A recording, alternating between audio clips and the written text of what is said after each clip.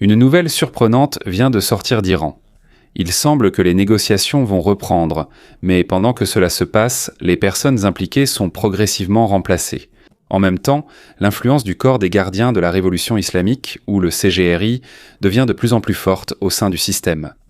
Et pendant que la situation se complique à l'intérieur, à l'extérieur, la pression militaire des États-Unis au Moyen-Orient continue d'augmenter.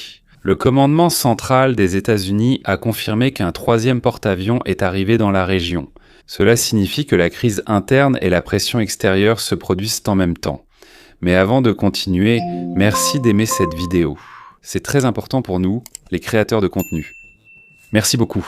Revenons sur ce qui s'est passé ces derniers jours. Il y a eu des rapports selon lesquels certaines personnalités clés en Iran ont été placées en résidence surveillée. Cela inclut Massoud Pezeshkian. Voilà, le ministre des Affaires étrangères Abbas Araghchi et le président du Parlement Mohammad Bagher Ghalibaf, qui dirige également l'équipe de négociation. Maintenant, il y a un nouveau développement. Il apparaît que le négociateur principal a été contraint de quitter son rôle au sein de l'équipe de négociation. Il est important de préciser qu'il n'a pas été démis de ses fonctions de président du Parlement. Il occupe toujours ce poste. Mais du côté des négociations, il a été retiré de la direction. Et ce n'est pas un simple rôle. À l'intérieur de l'Iran, il est aussi une figure majeure. Et à cause de cela, c'est lui qui était en contact direct avec J.D. Vance lors des discussions précédentes. Mais maintenant, il n'occupe plus ce poste. Et c'est là que commencent les questions. Pourquoi a-t-il été retiré ? L'une des raisons avancées était qu'il aurait essayé d'inclure la question nucléaire dans les discussions avec Washington alors qu'il se trouvait au Pakistan il y a environ 2 semaines. Et cela n'a pas plu à l'IRGC. Selon les rapports, les commandants se sont mis en colère. Et c'est là que la pression a commencé pour le faire sortir du jeu. À partir de là, il y a des discussions sur qui le remplacera. Et un nom qui ressort, c'est Saïd Jalili. Si ce nom vous est familier, c'est aussi l'un des plus grands critiques de l'équipe de négociation à l'époque, et il est également l'une des figures les plus en vue de la ligne dure en Iran. En d'autres termes, alors qu'on dit que les négociations reprennent, il semble que le contrôle des partisans de la ligne dure se renforce. Et si cela continue, il ne s'agit pas seulement d'un simple changement de personne, il pourrait s'agir d'un changement de direction de toute la négociation. Tout a commencé après la déclaration du ministre des Affaires étrangères iranien, Abbas Araghchi. Selon lui, le détroit d'Ormuz est désormais ouvert aux navires. Mais cela a été presque immédiatement contredit par le corps des gardiens de la révolution islamique, ou le CGRI. Ils ont déclaré directement que ce n'est pas le ministère des Affaires étrangères qui contrôle le détroit, mais eux. Et selon le CGRI, le détroit d'Ormuz n'est pas ouvert. Rien qu'ici, on voit déjà le conflit. Au sein même du gouvernement, 2 partis du même État disent des choses différentes. Et pendant que cela se passe, un autre nom est apparu, Saïd Laridjani. Il soutient la position de le CGRI. Et la situation s'est encore envenimée lorsqu'il a pris la parole en public. Selon lui, si le guide suprême soutient vraiment les négociateurs, il devrait sortir et s'exprimer clairement. Sinon, c'est le CGRI qui devra agir contre eux. Il a même ajouté... Plotters ang mga negotiator. Imaginez, des responsables du gouvernement sont qualifiés d'ennemis de leur propre système, devant le public. Oui, ce poste a également été supprimé immédiatement. Peut-être moins d'1 heure après sa mise en ligne, mais même si le poste a disparu, son effet est resté. Cela n'a fait qu'envenimer davantage la situation à l'intérieur de l'Iran. Des partisans du régime sont descendus dans la rue pour protester contre les négociations. C'est alors que les premières nouvelles sur l'assignation à résidence de certains négociateurs ont circulé. La situation se complique encore, parce que la personne qui s'opposait aux négociations depuis le début pourrait maintenant faire partie de l'équipe de négociation. Il pourrait même en prendre la tête. Si cela arrive, restera à voir si les discussions auront encore un cap. Même si la situation reste chaotique, de petits signes montrent que le processus avance. Des rapports signalent la reprise progressive des négociations. Après 2 jours où il semblait n'y avoir aucun contrôle clair sur qui dirige le pays, il y aurait déjà des personnes qui ont voyagé au Pakistan. Et il est probable que c'est là-bas qu'on discutera de la suite. Mais avant que tout n'avance, il reste une grande question qui n'a toujours pas trouvé de réponse. Où est-il le guide suprême ? Depuis le début du conflit, il n'a pas encore été vu ni entendu. Il y a des rumeurs selon lesquelles il aurait été blessé lors de la première attaque. La frappe qui a coûté la vie à son père, Ali Khamenei. Tout ce que le public sait, c'est qu'il est en vie. Et il a été choisi comme nouveau guide suprême par les personnes au pouvoir. Mais jusqu'à présent, personne ne sait où il se trouve. Est-il vraiment encore lui qui contrôle la situation ? Selon un nouveau rapport du New York Times, l'état du guide suprême serait en fait pire que ce qui avait été rapporté initialement. Mojtaba Khamenei souffre d'une grave blessure à la jambe, et au cours des 2 derniers mois seulement, il a déjà subi 3 opérations. Mais même après avoir subi plusieurs opérations consécutives, il y a encore de fortes chances qu'il doive utiliser une prothèse. Il y a un parallèle particulier ici dans l'histoire de sa famille. Son père, Ali Khamenei, a également perdu une partie de son corps après avoir été blessé par une explosion alors qu'il n'était encore que président. Plus tard, il a utilisé un bras prothétique. Son fils semble désormais vivre la même situation, mais cette fois, c'est sa jambe qui est touchée. Le rapport ne s'arrête pas là. Selon le rapport, il y a également eu des brûlures graves au visage et aux lèvres. Ici, il est possible qu'il développe des troubles permanents de la parole. Il y a de fortes chances qu'il ait besoin d'une chirurgie plastique avant de pouvoir à nouveau se présenter en public. Et c'est ici que la situation devient encore plus sensible, car pour l'instant, l'accès à sa personne est presque totalement fermé. Seules quelques personnes sont autorisées à s'approcher de lui, y compris son équipe médicale et son cercle rapproché. Il y a une raison claire à cela. L'Iran ne veut pas que les autres sachent où il est soigné, surtout pas Israël, de peur qu'ils ne trouvent un moyen de cibler son emplacement. Selon le rapport, le président de l'Iran, Massoud Pezeshkian, qui est un chirurgien formé, fait lui-même partie de l'équipe médicale, accompagné du ministre de la Santé du pays. Cela signifie que le plus haut dirigeant du gouvernement est directement impliqué dans son état. Mais en dehors de l'équipe médicale, il y a un autre groupe qui a accès à lui, son cercle rapproché. Et c'est là que la situation devient plus compliquée. Parce que cela inclut certains commandants supérieurs du corps des gardiens de la révolution islamique. Ce sont eux qui lui donnent des conseils au quotidien. Et ceux qui ont accès à lui sont aussi ceux qui ont de l'influence sur les prochaines décisions. Pendant ce temps, les autres responsables n'ont presque plus aucun moyen de communiquer avec lui. Ils ne peuvent pas simplement envoyer un texto, ni même un email, car ils craignent que toute communication électronique soit tracée. En d'autres termes, le dirigeant du pays est presque isolé. L'accès est limité, et les personnes qui l'entourent, ce sont elles qui ont désormais la plus grande influence sur la direction de l'Iran. En raison de la sécurité très stricte, si quelqu'un veut poser une question, donner une mise à jour ou demander une décision, cela ne se fait pas par texto ou par email. Il faut l'écrire à la main. La note sera remise à un coursier, qui la portera en moto à Mojtaba Khamenei. Ensuite, le coursier revient avec la réponse, également écrite à la main. En d'autres termes, c'est comme si on était revenu à l'ancien système. C'est presque comme si le style de communication venait des années 1800. Mais selon le rapport, même avec ce système, l'esprit du guide suprême reste clair. Il est encore capable de prendre des décisions, même s'il ne peut pas bouger correctement physiquement, mentalement il est toujours en mesure de diriger le pays. Mais il y a un détail important, il ne prend pas les décisions tout seul. C'est là que son cercle rapproché entre en jeu, un peu comme un conseil d'administration. Il en est le président. Et ceux qui l'entourent sont ceux qui donnent des conseils et votent. Pour chaque décision majeure, c'est comme s'il y avait un système de vote. La décision finale est prise seulement quand ils sont tous d'accord. Cela signifie que ce n'est pas une seule personne qui contrôle, mais un petit groupe qui a accès à lui. Et ce groupe a une grande influence sur la direction du pays. Donc si aujourd'hui il y a des nouvelles selon lesquelles les négociations reprennent, il est possible que cela ait reçu l'approbation du guide suprême. Mais il y a des limites qui l'accompagnent. Il y a des lignes rouges à ne pas franchir. Par exemple, il se peut qu'il soit interdit de discuter du détroit d'Ormuz ou d'accorder des concessions concernant l'uranium. Les détails exacts ne sont pas encore clairs, mais à mesure que les négociations avancent, ils apparaîtront petit à petit. Et il est probable que ces limitations viennent directement du guide suprême lui-même. Maintenant, d'après les dernières informations, il semble que la diplomatie soit de nouveau en mouvement. Abbas Araghchi se rend à Islamabad. À mesure que les négociations avancent, il est accompagné d'une petite délégation. Selon des sources pakistanaises et iraniennes, une deuxième série de discussions entre les États-Unis et l'Iran est attendue. Mais pour l'instant, il n'est pas encore clair quand aura exactement lieu la prochaine rencontre. Cela signifie que le voyage actuel du ministre des Affaires étrangères iranien n'a pas pour but de rencontrer immédiatement les États-Unis. Il est plutôt axé sur des discussions avec d'autres pays d'abord. Cela inclut le Pakistan et d'autres acteurs clés. Et d'après ce qu'a dit Abbas Araghchi, il ne va pas seulement dans un seul endroit. Il s'agit d'une tournée passant par Islamabad, Mascate et Moscou. C'est intéressant maintenant, car chaque destination est importante pour ses propres raisons. Commençons par Mascate, qui était le médiateur avant même que le conflit n'éclate. Mais pendant toute cette période, ils étaient moins perçus comme étant plus proches de l'Iran. Ainsi, les États-Unis ont cessé de les utiliser comme médiateurs. Il est aussi possible qu'ils soient tant l'une des raisons pour lesquelles les négociations précédentes se sont effondrées. C'est donc surprenant qu'on revienne vers eux maintenant. Ensuite, le Pakistan. C'est le plus clair.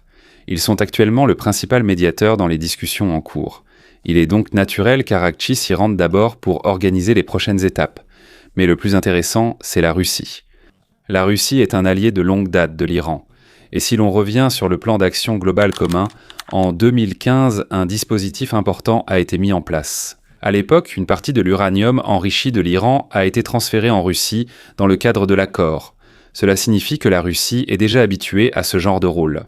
Donc s'il y a un nouvel accord nucléaire en discussion aujourd'hui, il est logique que l'Iran se coordonne à nouveau avec eux. Il est possible qu'ils discutent de la logistique. Que va-t-on faire de l'uranium en cas d'accord? Mais cela pourrait aussi concerner autre chose. Par exemple, quel type de soutien la Russie pourrait-elle apporter si le cessez-le-feu s'effondre à nouveau? Ou bien, s'il y a un accord de paix à long terme, la Russie est-elle prête à offrir des garanties ou un soutien en renfort? Dans ses déclarations publiques, Araqchi affirme que seuls les sujets régionaux sont à l'ordre du jour. Mais il est clair que les discussions vont bien plus loin que cela. Même si les États-Unis ne participent pas directement à ce voyage, chaque réunion au Pakistan, à Oman et en Russie sert de préparation à des discussions plus importantes à venir. Parce que si tu y réfléchis maintenant, revenons à la dernière destination, Oman. C'est vraiment un peu particulier. Oui, ils ont déjà servi de médiateurs avant même que la guerre ne commence. Mais maintenant, il semble peu probable que les États-Unis leur permettent à nouveau de jouer le même rôle. Pourquoi? À cause de leurs récentes déclarations. Depuis le début du conflit, il est clair qu'ils penchent davantage pour l'Iran. Et il y a même eu des moments où les informations qu'ils ont fournies étaient erronées ou douteuses. C'est pourquoi les États-Unis ont perdu confiance en Oman en tant que médiateur. Mais malgré cela, il y a une autre raison pour laquelle Oman est important dans cette discussion. Ce n'est pas seulement une question de diplomatie, mais aussi de géographie. Oman est directement adjacent au détroit d'Ormuz, avec l'Iran d'un côté et Oman de l'autre. Cela signifie que si quelqu'un veut contrôler le détroit, un seul pays ne peut pas prendre la décision tout seul. Et c'est là qu'entre en jeu la stratégie possible de l'Iran. Depuis longtemps, ils disent qu'ils veulent un contrôle partagé du détroit d'Ormuz avec Oman. Ce n'est pas simple. Et il n'est pas non plus réaliste que la communauté internationale permette à l'Iran d'avoir le contrôle total du détroit. Mais ce qui semble être leur véritable objectif, c'est d'avoir un levier de négociation. Voici l'approche qu'ils pourraient adopter. Nous sommes prêts à retirer notre revendication sur le détroit d'Ormuz, mais en échange, nous devons obtenir quelque chose. Cela pourrait être un allègement économique, une levée des sanctions, ou bien une autre concession stratégique. En d'autres termes, il ne s'agit pas seulement de discussion, c'est une façon de se positionner. Chaque voyage, chaque réunion fait partie d'un jeu plus vaste où l'Iran essaie d'obtenir le meilleur accord possible avant de finalement décider s'il va combattre ou négocier. L'Iran pourrait vouloir une contrepartie plus importante, un assouplissement des sanctions ou plus de fonds pour reconstruire après les conflits. Les demandes exactes ne sont pas encore claires, mais la direction l'est. Ils renforcent leur position avant d'entrer dans des discussions plus sérieuses. C'est pourquoi ce voyage d'Abbas Araqchi dans 3 pays n'est pas une simple visite, c'est une stratégie. Pendant que j'enregistre ceci, il est encore dans l'avion, en route vers le Pakistan. Mais pendant que cela se passe, un nouveau développement est apparu. Selon le rapport d'Axios, 2 responsables américains, Steve Witkoff et Jared Kushner, devraient également se rendre au Pakistan dans les prochains jours. Maintenant, si tu y réfléchis, ce n'est pas pour tout de suite. Même s'ils partent tout de suite, le voyage prendra quand même environ 16 heures. Donc il est peu probable qu'ils soient là en même temps qu'Araqchi. Il est plus probable que le séjour du ministre iranien des Affaires étrangères soit bref. Une réunion de quelques heures, puis il part tout de suite pour le pays suivant. Mais même s'il ne se voit pas tout de suite, cela a quand même une signification. Cela montre que les 2 parties, l'Iran et les États-Unis, se préparent déjà pour le prochain round de négociations. Il est possible qu'Araqchi apporte un message sur le moment et la manière dont cela se fera. Et même si les détails ne sont pas encore clairs, une chose l'est. Petit à petit, la diplomatie reprend son cours. Mais pendant que tout cela se passe, il y a un autre développement encore plus important en coulisses. À ce stade, il devient plus clair à quel point l'équilibre de la situation est délicat. Ce n'est pas simplement une discussion entre deux pays. C'est un système complexe où chaque mouvement entraîne une réaction correspondante. D'un côté, il y a la diplomatie, les discussions, les conditions et les compromis qu'on essaye de construire. De l'autre côté, il y a la pression, des actions qui n'attaquent pas directement. Mais elles pèsent progressivement sur l'adversaire. Et ces deux aspects ne sont pas séparés. Ils avancent ensemble. Pendant que des diplomates discutent derrière des portes closes, des décisions sont prises sur le terrain qui ont un impact direct sur le cours des discussions. Cela signifie que chaque action sur le terrain peut changer le ton des négociations. Et chaque mouvement à la table des négociations peut déclencher une nouvelle action sur le terrain. C'est comme deux lignes qui avancent en parallèle. Et même s'ils ne se croisent pas directement, ils ont un impact important l'un sur l'autre. C'est là que le timing devient crucial. Dans une telle situation, il n'est pas seulement important de savoir quelle décision est prise, mais aussi quand elle est prise. Une bonne décision prise au mauvais moment peut causer un problème encore plus grave, et une décision retardée peut perdre tout son impact. C'est pourquoi, pour les leaders, il ne suffit pas d'avoir un plan. Ils doivent aussi savoir lire la situation.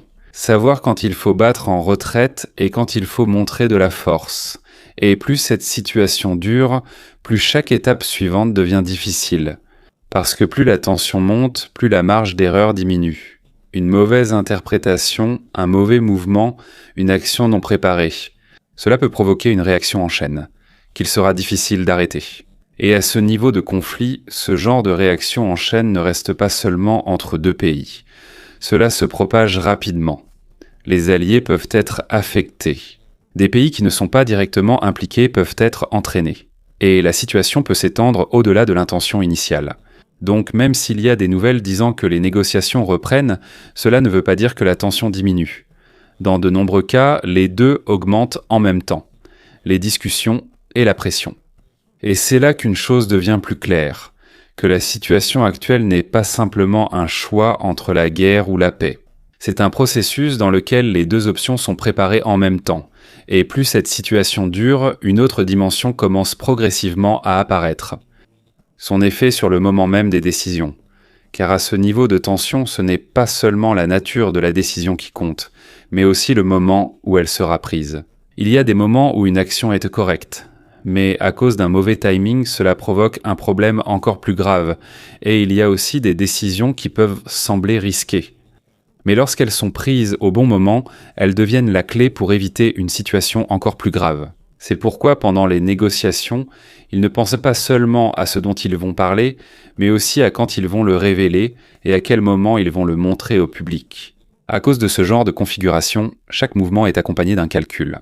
Ce n'est pas simplement une réaction, mais une démarche planifiée qui tente de contrôler l'effet que cela aura sur ce qui va se passer ensuite. Et plus la situation devient compliquée, plus les choix deviennent limités. Parce qu'à chaque heure qui passe, certaines options disparaissent peu à peu, et celles qui restent sont plus difficiles, plus risquées, et ont des conséquences potentiellement plus lourdes. Donc à ce stade, il ne s'agit plus seulement de savoir comment la situation va se terminer, mais de savoir comment éviter qu'elle ne s'aggrave. Et dans ce genre de situation, même le plus petit changement de direction peut avoir un impact bien plus grand que prévu. Le commandement central des États-Unis a confirmé que le 3e porte-avions est arrivé au Moyen-Orient. Et ce n'est pas rien. Pour la première fois depuis la guerre d'Irak, 3 porte-avions sont déployés simultanément dans la région. Cela inclut l'USS Abraham Lincoln, l'USS Gerald R. Ford et l'USS George H. Dawson. Ensemble, ils transportent plus de 200 avions et plus de 15 000 marins et fusiliers marins. Si l'on regarde la carte, l'un se trouve en mer Rouge, un autre près de la mer d'Arabie, là où le blocus est en place, et un autre est encore en train de s'approcher de la même zone. Cela signifie que pendant que les diplomates discutent, la présence militaire ne cesse de se renforcer. Et ce n'est pas une simple pression, c'est tout un positionnement stratégique. En fait, selon Duncan, il y a déjà 34 navires qui ont rebroussé chemin après avoir été bloqués par le blocus américain. La raison est simple, ils ne veulent pas prendre de risques. Et c'est là que tu vois deux choses qui se passent en même temps. D'un côté, la négociation. De l'autre, la démonstration de force. Et au fil du temps, au 200, ces deux aspects s'intensifient tous les deux. Voici une image encore plus claire de ce qui se passe. Le commandement central des États-Unis continue d'appliquer un blocus strict, et ce n'est pas sélectif, peu importe le navire, peu importe le pays dont il porte le drapeau. Du moment que le navire va ou vient d'Iran dans la zone du blocus, il surveille tous les mouvements des navires, ceux qui entrent et même ceux qui sortent et qui étaient déjà loin quand le blocus a commencé. Et si nécessaire, ils sont prêts à les intercepter. D'après la dernière mise à jour, 34 navires ont fait face au blocus et ont choisi de faire demi-tour. Mais il y a un navire qui n'a pas obéi, le navire à moteur Tuska. Et maintenant, il est sous le contrôle des États-Unis. Cela signifie que le message est clair, ce n'est pas seulement un avertissement. Le blocus est réellement appliqué. Maintenant, voici l'effet le plus grave pour l'Iran. Peu à peu, leur capacité de stockage de pétrole commence à se saturer. Ils ne peuvent pas exporter leur pétrole, mais ils ne veulent pas non plus arrêter la production. Donc ce qui se passe, c'est que les stocks continuent simplement de s'accumuler. Et comme leur capacité de stockage est limitée, elle sera rapidement saturée. Pour retarder ce problème, ils ont pris une mesure inhabituelle. Ils remettent en service d'anciens pétroliers, ceux qui n'ont pas été utilisés depuis longtemps. Mais pas pour exporter, plutôt pour les utiliser comme stockage flottant. Ce sont comme des réservoirs flottants de pétrole. Ils vont y mettre du pétrole et les laisser simplement au port ou dans le golfe Persique, juste pour stocker l'excédent d'approvisionnement. Mais ce n'est que temporaire. Le vrai problème, c'est qu'ils refusent de fermer les puits de pétrole, et il y a une raison. Fermer un champ pétrolier n'est pas aussi simple qu'appuyer sur un interrupteur, que tu peux simplement rallumer à tout moment. Dans de nombreux cas, quand il est arrêté trop longtemps, il faut des milliards de dollars pour le remettre en fonctionnement. Et même s'il fonctionne à nouveau, la production est généralement réduite. Parfois, on perd environ 5 à 10% de la capacité. C'est une perte permanente. Donc, pour l'Iran, arrêter la production n'est pas une option. Ils préféreraient chercher un accord, avant que leur stock ne soit pas complètement plein. Parce que si cela arrive, ils seront obligés de faire ce qu'ils ne veulent pas faire. Et c'est là que leur problème deviendra encore plus grave. Pas seulement maintenant, mais aussi à long terme. Il y a une autre raison pour laquelle ce blocus est si douloureuse pour l'Iran. Et cela est directement lié au corps des gardiens de la révolution islamique, ou le CGRI. L'ensemble des opérations du CGRI dépend des revenus du pétrole. C'est de là que proviennent les fonds pour payer les soldats, ceux qui sont en service au checkpoint, ainsi que les milices locales qu'ils utilisent pour contrôler les zones. Cela signifie que si le flux d'argent provenant du pétrole s'arrête, ce n'est pas seulement l'économie qui sera affectée, même la loyauté des gens à l'intérieur du système sera touchée. Peu à peu, cela va se fissurer. Et c'est ce qui est le plus dangereux pour le gouvernement. Surtout si l'on se souvient de ce qui s'est passé en janvier où des manifestations ont éclaté. C'est pourquoi ils ne peuvent pas relâcher leur contrôle. Un autre développement, encore plus grave, intervient. En Iran, les exécutions continuent, sans relâche. Cette semaine seulement, un étudiant de 24 ans a été exécuté. Il faisait partie de ceux qui ont participé à la manifestation en janvier. Selon le gouvernement, il aurait incendié un bâtiment. Mais il a nié ces accusations. Et pire encore, il n'a pas eu droit à un procès équitable et correct. Il a été rapidement condamné et exécuté aussitôt. Ce n'était pas un cas isolé. Une autre personne a également été pendue. Un ancien employé de l'Organisation de l'énergie atomique d'Iran. Selon les autorités, il aurait été un espion pour Israël. Mais comme dans le cas précédent, il a également nié les accusations. Et encore une fois, il n'y a pas eu de procès équitable et transparent. Le processus a été rapide. Le verdict a été rapide. L'exécution a été rapide. En d'autres termes, le système accélère l'application des peines, même si les preuves ne sont pas encore complètes. Parce que les décisions prises autrefois par les dirigeants ont encore aujourd'hui un impact sur la façon dont l'Iran agit en tant que nation.